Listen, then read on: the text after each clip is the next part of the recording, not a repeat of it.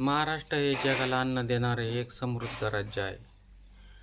महाराष्ट्रातून लाखो टन शेतीमाल हा युरोप, आशिया, आफ्रिकेच्या देशांमध्ये पाठवला जातो.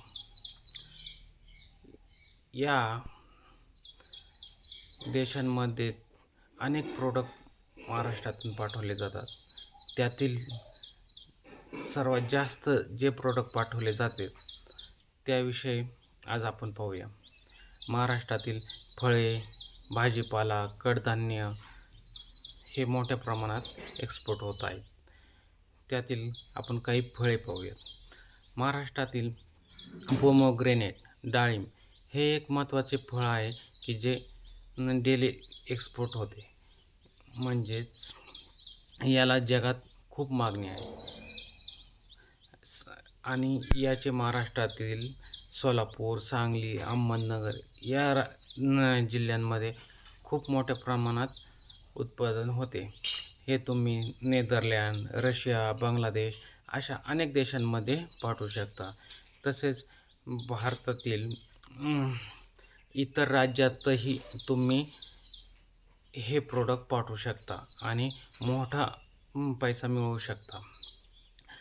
तसेच बनाना, केळी हे देखील महाराष्ट्रातून मोठ्या प्रमाणात एक्सपोर्ट केले जाते.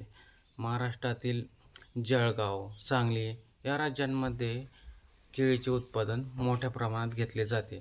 केळी तुम्ही इराण, ओमान, UAE म्हणजेच दुबईलाही पाठवू शकता. तसेच आंबा, ग्रेप्स, लेमन, मोसंबी हे देखील तुम्ही मोठ्या प्रमाणात एक्सपोर्ट करू शकता.